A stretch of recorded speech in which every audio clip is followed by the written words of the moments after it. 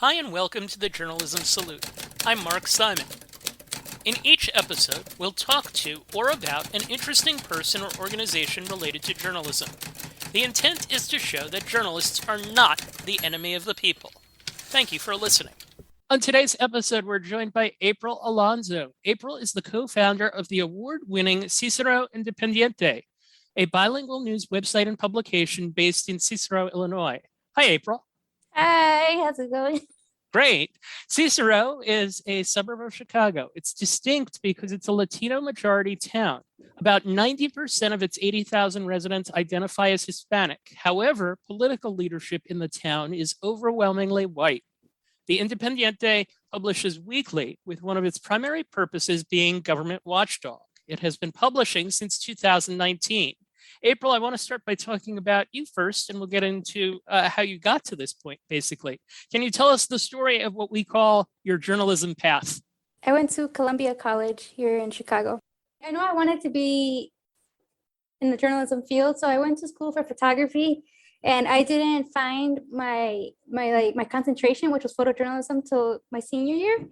So that was pretty later on in my college journey.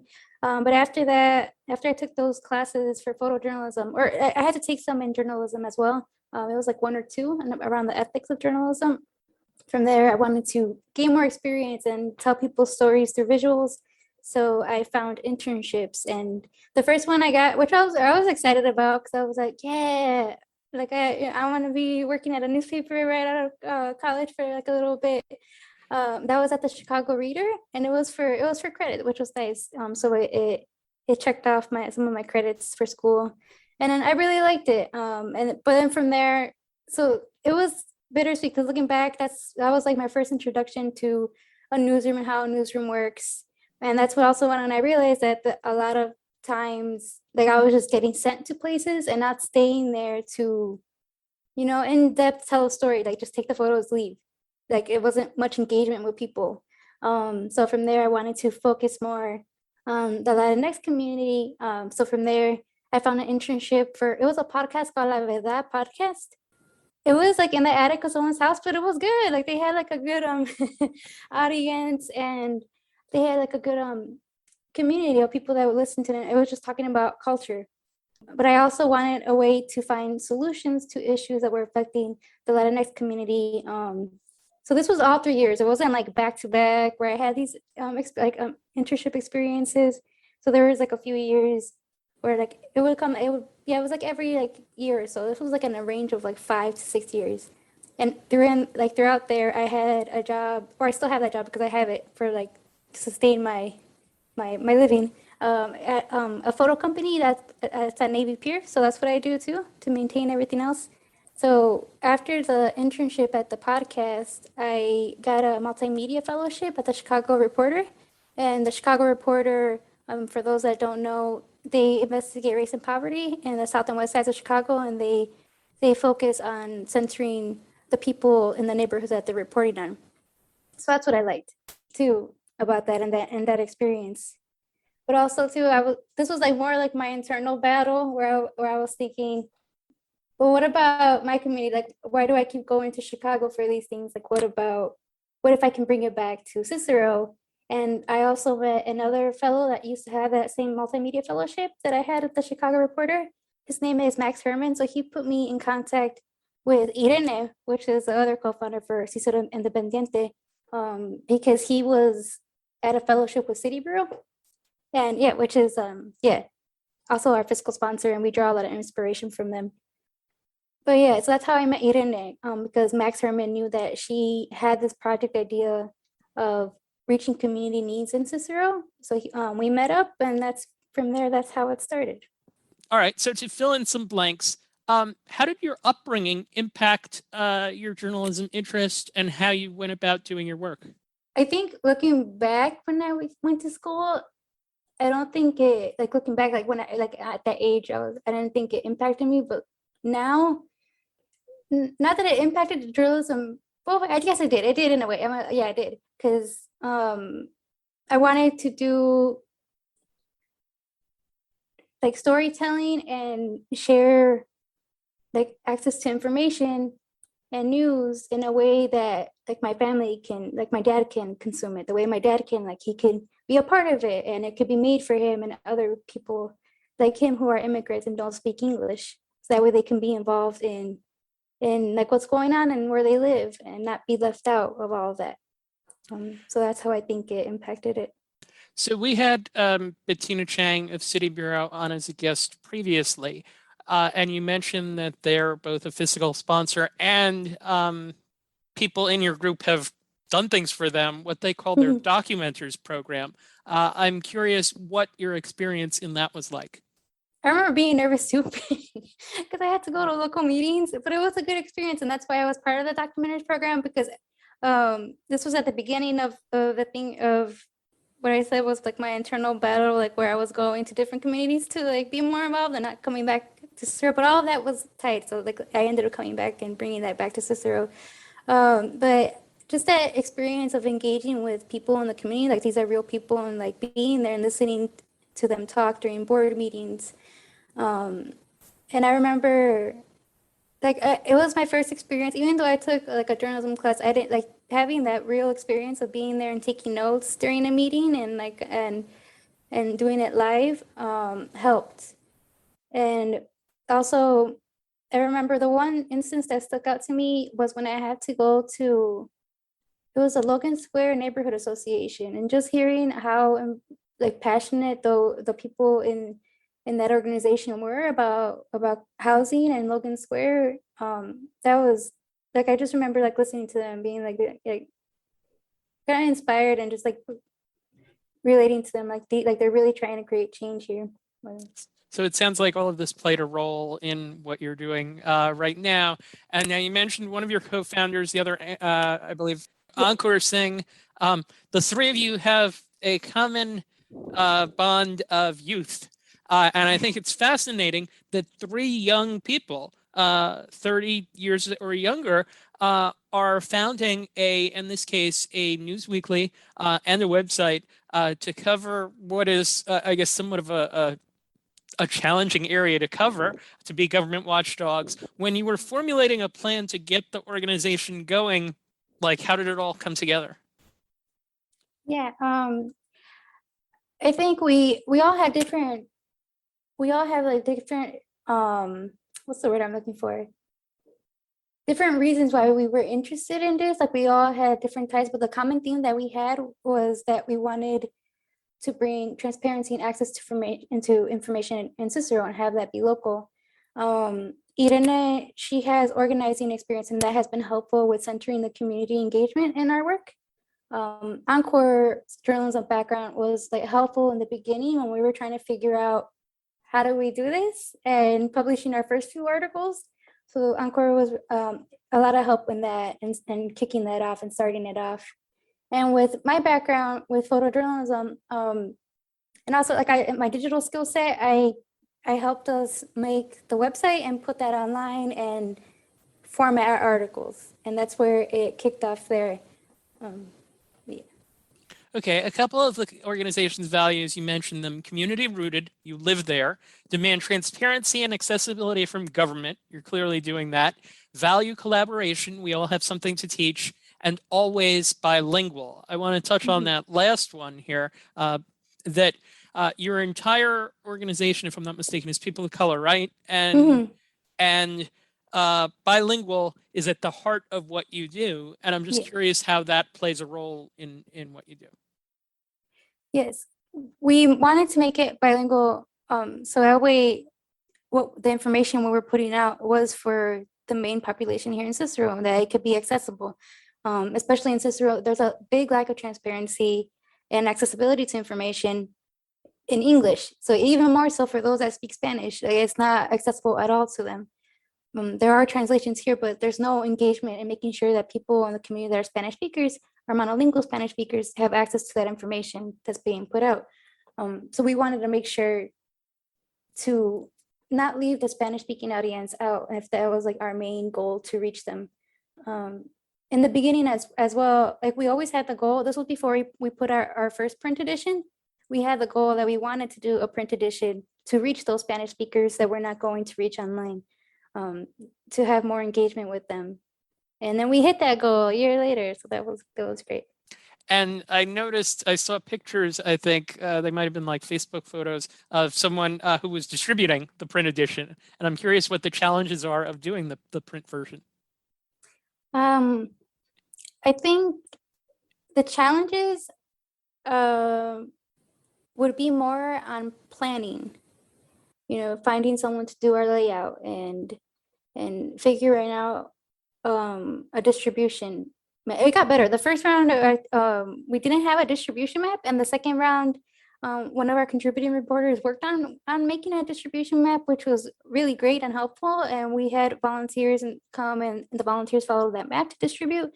But the planning, I think the planning it's a lot of work that goes into it. But distributing it from there out, I think that's the fun part and what we enjoy, like more engaging with the community and talking to people. Like, I don't know if you've noticed, if one of the photos you saw, 'cause it was Irene.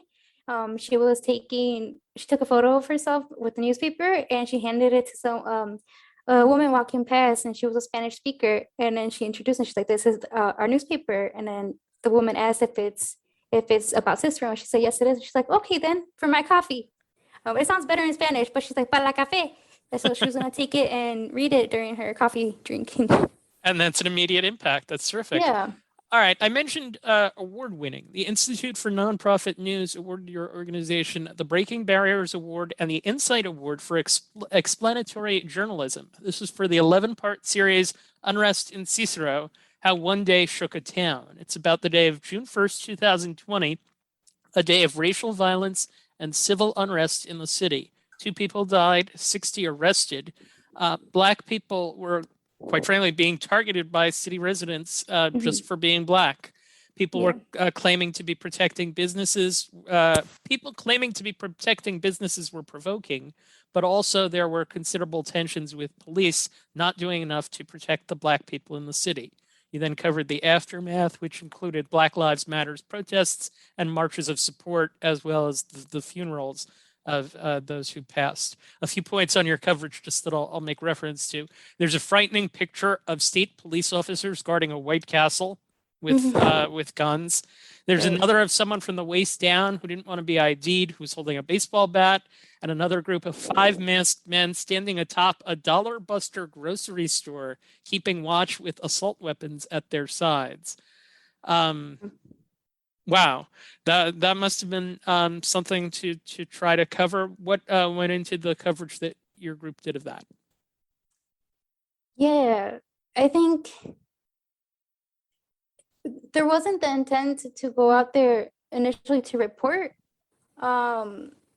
I think it was after we had this group text that was going back and forth of what was happening in Chicago. And for those that weren't here in Chicago during the unrest, after the Mayor Lori Lightfoot raised the bridges in downtown Chicago, all the protests went into the neighboring in the neighborhoods. It went into the neighborhoods, and from there, that was where there was a lot of racial tension in the neighborhoods, and it kind of gave us a glimpse of what would happen in Cicero after hearing what was going on in Little Village and on the neighboring Chicago neighborhoods. So after a few people in the group and Cicero Independiente saw live streams in Cicero, they went out to step in by documenting what was happening. And I think that there was this feeling that we knew that, that what was happening was going to get, what's the word I'm looking for? Misconstrued, or was going to be taken out of context. So by documenting what was happening as we saw it happening was a way we can, step in and provide our input. And after the legacy media that was there only showed the day what happened and the violence that took place. So they weren't there to stick around and show the healing efforts and the aftermath of what took place after the unrest happened. And it wasn't reflective of what was happening in the communities that we were seeing. So we wanted to address the anti-Blackness in the community through this series, and we documented a whole week of the efforts that were taking place. There was cleanup efforts. There was marches to stand in solidarity with Black folks that live in Cicero, and to also hold accountable the town and the actions that they didn't take, or that, how they didn't step in and provide help for Black residents that live in Cicero, and also Black people that were coming in and out, whether we're going to Chicago or in Cicero. And I noticed too that besides doing news coverage, there was a piece that pointed out this was a case of history repeating itself, with white residents harassing Blacks in the 1960s. There was a piece on how to talk about Black Lives Matter with people from other generations other than yours, because there's a generation gap that you had to deal with. So it was complete coverage. What was your role in it?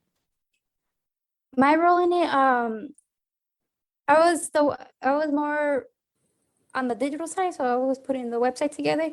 And I also went out on, it was June 7th, the day, like the largest march that there ever was in Cicero, in the history of Cicero. I went out and took some photos there, but along with the other people in Cicero Independiente that were out that day. But they did more of the on the ground reporting and like live tweeting of what was happening. And the staff, the people that are doing the reporting for the most part are volunteers, right? So in the beginning, we're a volunteer run, but during that time, we're all contributing reporters. So they were all contributing reporters. Okay. So anyone, also too, in that series, we had, like you mentioned, the how this is history repeating itself. Those were opinion pieces, and we provided a stipend, not a stipend, but we paid freelance rates for everyone that contributed. So as a way, so they were all contributing in it. What was the reaction to getting the award? We were happy. Yeah, we were excited. And also, like, one thing to note too,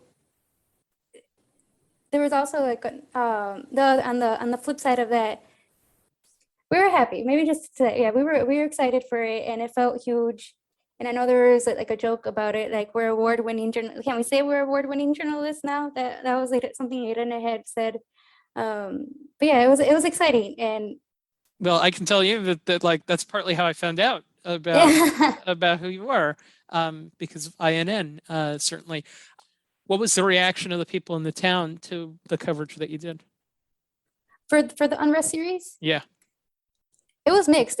Like there were, as the Latinx community, there's a lot of anti-Black racism in there that needs to be addressed. And even though we addressed it in part with the series, the comments that we were getting on Facebook were horrible about it. But it just dealing with like racist remarks, and just so like about the town, they're like they don't really, their point of view of how they responded was different than how we documented it.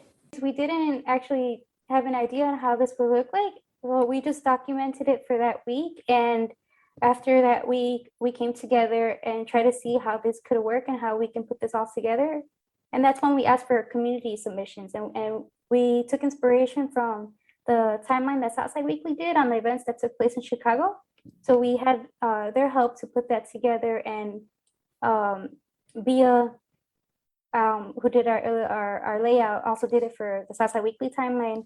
And without Bia's help, we wouldn't have been able to put this whole timeline together, which is what helped the community piece things together and how on everything that took place. But yeah, but besides that, it helped. We also did surveys, and in those surveys, asking for feedback of how this series went, people mentioned how it helped them understand what was happening because of the timeline that we published.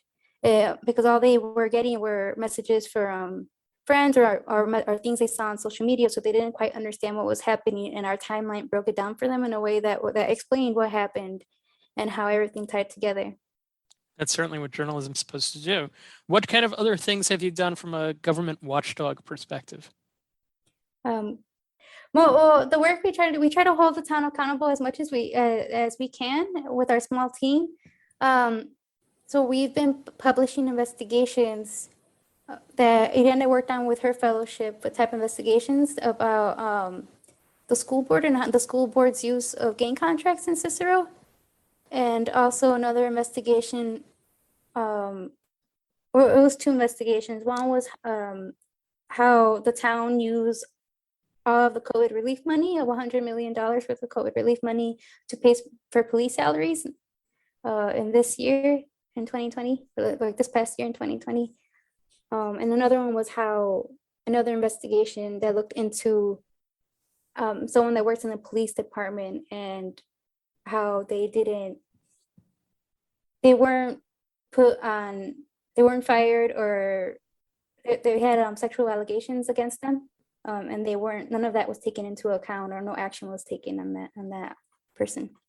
And this is the sort of thing where if you didn't exist, this stuff might not come to light, right? Exactly. Yes. And that's one thing we try to do. We want to put information out there for people to know what's happening. What have you seen from the town in the last year? In the last year, so we know that they are, I think this is probably a good thing too, like they know they're watching us now, and we know that we're watching them. So they'll put statements out in response to things that we publish. But it is still hard to get, like if we're trying to get comments to them, it's still hard to get into that. Sure, certainly the challenge of being a startup, I think, and essentially being somewhat disruptive with organizations that probably thought that they had no watchdog, no accountability. Mm-hmm. What are you doing to connect with the Cicero community? To connect with the Cicero community, we're doing engagement work. It happened more pre-COVID, and that kind of stopped once COVID hit. We would go out into the community and talk to people. But once COVID hit, we focused more on surveys and putting out surveys online. And the only in-person things that we had were like when we put out the print edition and talking to people then to engage with them in our work. What's an example? A lot of what we talked about is somewhat depressing. What's an example of some good news that you've covered? I saw, for example, one piece about community gardens in the town. What are some examples of good news that you've covered? Also, like on that note too, like that's something that the community wanted too, that we know they wanted to see more community highlight stories. So that's the community garden was one of them on elevating the voice of the people that were behind creating the community garden, and also the struggles that they're facing to create that space, but also to highlight the vision that they have. So we do have some community highlights. There were two writers that I profiled.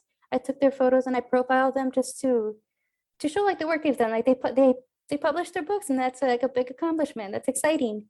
And one thing that actually led to it, one of the writers, their name is Jose Quiñones, and the local library reached out to Jose and wants to put his book in the library.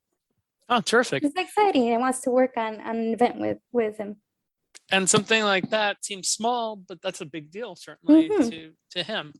I know one thing that you wanted to bring up was the idea that this was originally a volunteer organization. So can you take us through the progress that it has made?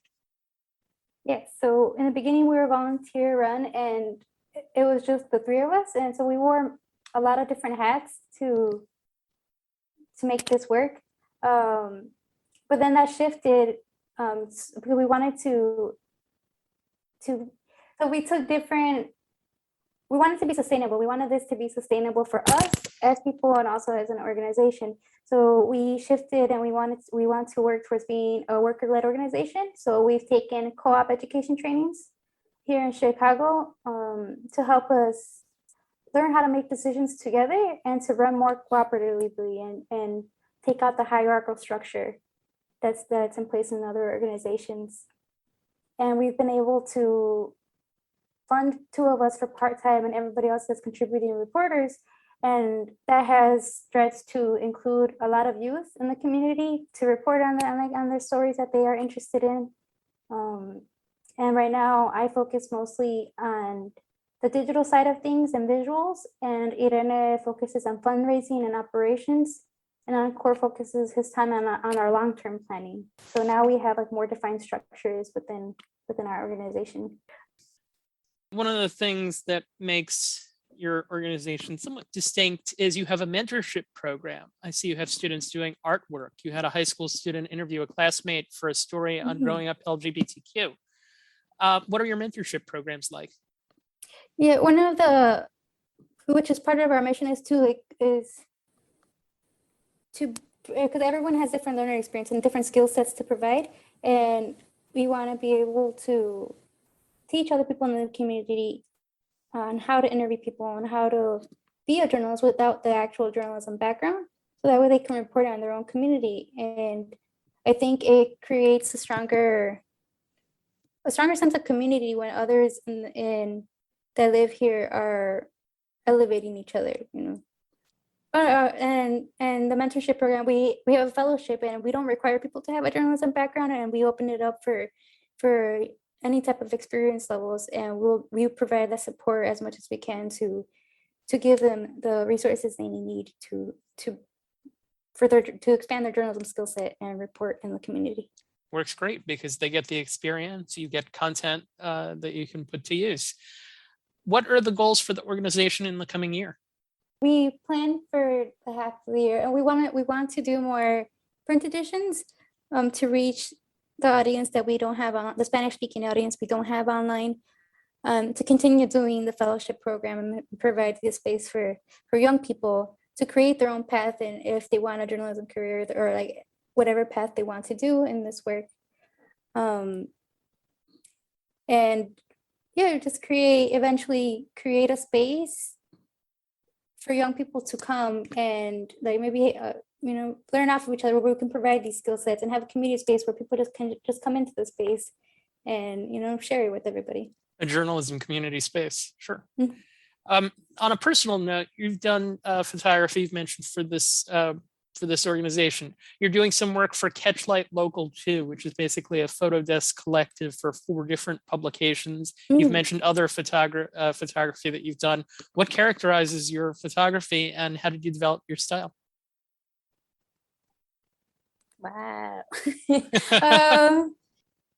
I've always tried to when I in the beginning, when I started in my internships in photojournalism, I tried to just observe what was happening, because it didn't feel right when I tried to pose a picture, when I wasn't taking a photograph that didn't feel natural to how the person would actually act like. So I try to document what's happening in there, and for the person to tell, like through their actions or to try to show connection with whoever else is in the picture, or with what they're doing in the photo, to create a connection with people, whoever's seeing it, to create that connection with like the viewers. What's the most interesting experience you've had doing photojournalism work? Like one story. Okay, one story thing. Because I actually had one in mind. This was before when I wasn't thinking photojournalism. Actually, no, this does tie into it. I think it's not the actual photo or the picture taking that is interesting, but interacting with the people that are from the community or that I'm photographing and being part of that space.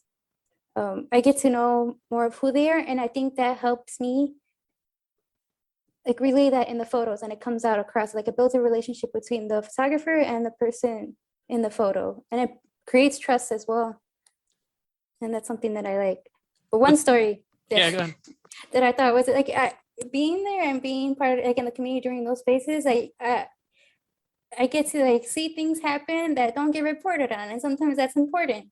One instance that it's kind of funny now. I was photographing at a press conference for Mayor Lori Lightfoot when she was addressing the video release of Adam Toledo, and outside the building there was organizers. And it was a handful of organizers, and they were on the corner, and they had their like little speaker.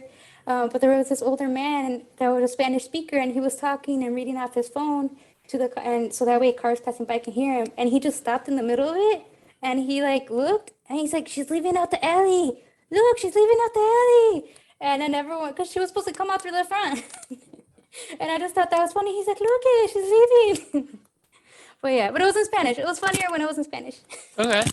right. So you mentioned before, to just kind of wind down here, that the three of you all have other jobs that you're focusing on because you can't necessarily sustain this full time. How much time do you put into the Cicero Independiente in a given week? I put into maybe like 25 hours, 20 to 25 hours a week. So it's part-time. And yeah, it's part-time. And Irene and I are paid right now as like part-time contractors for Cicero Independiente for the time that we put in. Sometimes that might fall out of the 25, but we try to pay ourselves for. What we've done a lot of interviews with people that are, that are full-time. We've done a couple with people that are part-time. What advice would you have for someone who is trying to start something like what you're doing in this town? I think the advice I would have is to keep going, well, at least for me, because if I'm thinking about like when I was before starting any of this, like I was getting comments like, go back to school, find a better job, like you're not gonna make a lot of money, you're not gonna get anywhere. So those comments like that, and it's like if this is your passion and you're really passionate about this kind of work, just do it. And then it's gonna be hard, it's gonna be a struggle, but if you're passionate about it, I think it's worth it. All right. And what do you want to pursue in your journalism career?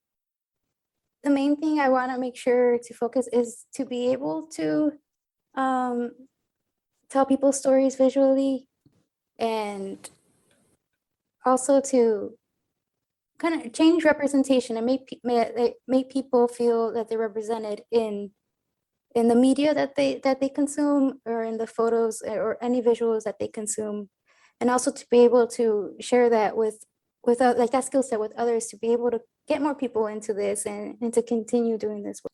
Right. And the key is for people like you to hopefully stick around. Yeah. Yeah. All right. So last question. We always ask, is there a journalism organization that you're not associated with? Meaning take the Independiente out of the mix, take City Bureau out of the mix.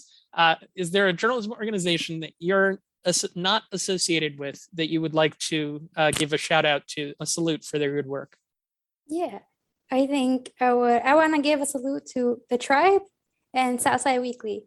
They're both organizations that construct the way media can harm their neighborhood and try to better it. And also the Tribe is really unapologetic about the work they publish, and they make sure they serve their community, and that's what matters. April Alonso, Cicero Independiente, thank you for taking the time to join us. Thank you. I want to tell you about a podcast that I find interesting, Democracy in Danger. All over the world, democracy is getting turned upside down. Populism, autocratic rule, and disinformation are short-circuiting deliberation and consensus. The process is broken. The consequences dire. So what can you do about it? Join Will Hitchcock and Siva Vaidyanathan on Democracy in Danger. Each week they interview brilliant guests who are helping them save government by the people, one episode at a time. The last 3 weeks they've done a series called Some Fine States, looking at some issues with democracy getting disrupted in Texas, Virginia, and Colorado. Find Democracy in Danger wherever you get your podcasts, or visit dindanger.org.